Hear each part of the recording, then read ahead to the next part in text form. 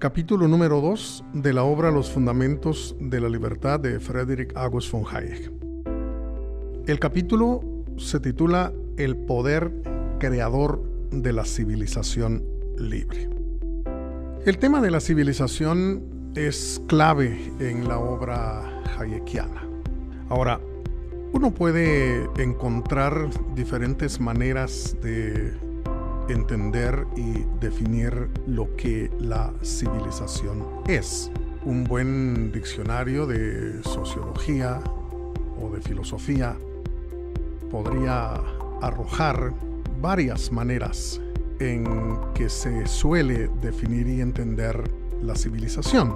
Pero la idea que Hayek tiene de la civilización es que primero se trata de una experiencia relativamente nueva en la historia de la humanidad.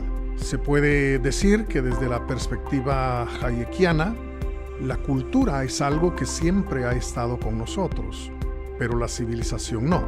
Es decir, que culturas en términos generales han existido, pero no siempre ese fenómeno que es la cultura ha derivado en una vida verdaderamente civilizada.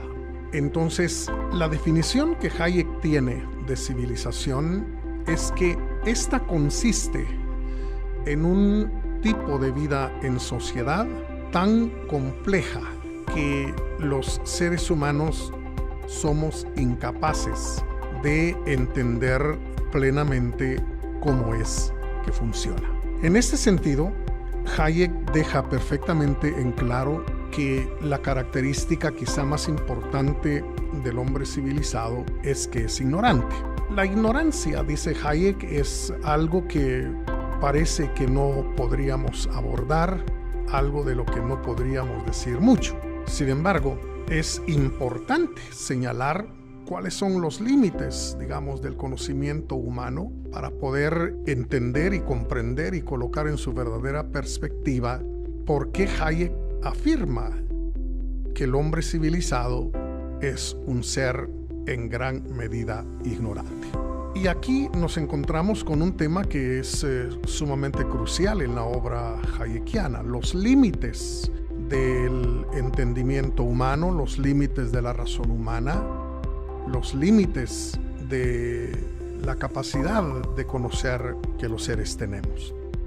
Ciertamente, desde la modernidad se nos ha vendido la idea de que el conocimiento humano es supremo, que nada escapa realmente a la capacidad de explicación que la razón humana posee. Pero Hayek afirma que no es solo cuestión de hablar del conocimiento académico, del conocimiento del experto, del conocimiento que adquirimos, digamos, en la escuela, en la universidad, que podemos hallar en las bibliotecas, hoy día en internet, en los libros de todo tipo, de toda clase, sino que hay otras clases de conocimiento ante las cuales la razón humana se ve completamente limitada. Uno de esos conocimientos es precisamente el de las conductas y los comportamientos que nos sirven para poder vivir en sociedad. Esta clase de conducta es también un cierto tipo de conocimiento. Los seres humanos llegamos realmente a saber cuáles son las conductas aceptables, cuáles son los comportamientos aceptables, digamos, en el contexto de la vida en sociedad, lo que es correcto hacer, lo que es incorrecto hacer. Todo eso llegamos a saberlo, pero tenemos una enorme ignorancia acerca de cómo surgieron esos patrones de conducta. Es imposible establecer quién los inventó, por qué se inventaron y si hay alternativas a esas formas de comportamiento. Uno puede saber entonces quién descubrió América, por ejemplo, pero no puede saber quién inventó la honradez o el cumplimiento de los contratos. Este es un conocimiento práctico normativo que surgió con el paso de la experiencia, digamos, de los seres humanos a lo largo de miles y millones de años y que ha sido transmitido generacionalmente, regularmente por vía del ejemplo. Entonces, aquí tenemos en realidad uno de los puntos más importantes para entender por qué Hayek afirma que el hombre civilizado es un ser ignorante. Por otro lado, la ignorancia del hombre civilizado también se demuestra con la división del trabajo, y que de acuerdo con el pensamiento de David Ricardo y de Adam Smith, fue lo que condujo a los seres humanos a vivir en sociedad. Entonces, dedicándose cada quien a hacer lo que mejor puede hacer y luego recurriendo al intercambio, es que todos salimos beneficiados. De tal manera que yo no necesito saber cómo se hace una aspirina, no necesito saber qué consiste el proceso para la obtención, digamos, de un combustible como la gasolina. No necesito saber cuáles son los principios físicos gracias a los cuales funciona el motor de mi automóvil, porque todo ese conocimiento definitivamente es un conocimiento que está disperso, digámoslo así, en el contexto de la sociedad. Es decir, el conocimiento entonces que implica la división del trabajo es un conocimiento que no tenemos por qué tener todos, no puede estar concentrado en la mente de una sola persona. De tal manera que la vida humana descansa en conocimientos, habilidades, destrezas que otras personas tienen.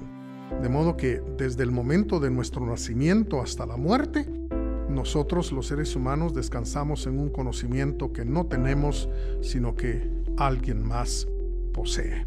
Entonces, aquí también tenemos un punto importante para comprender por qué Hayek afirma que el hombre civilizado es un ser ignorante.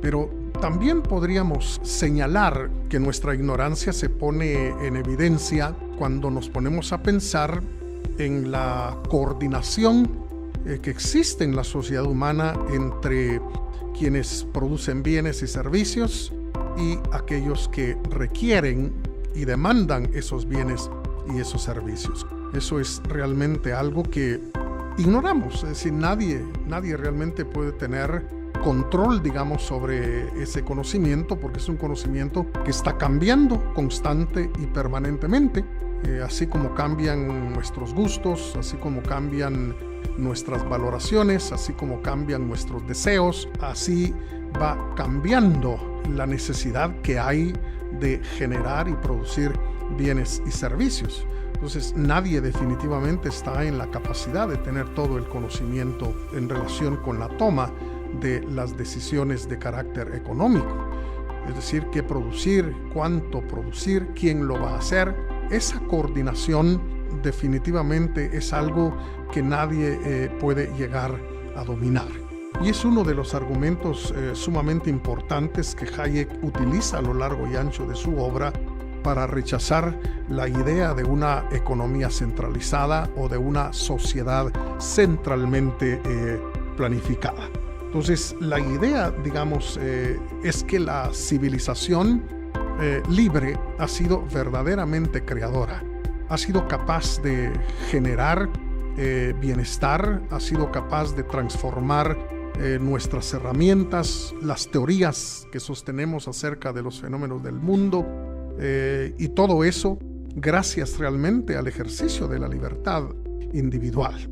El capítulo termina señalando que la libertad no solo ha permitido que la civilización transforme las cosas materiales, las medicinas, las herramientas, sino también nuestros valores.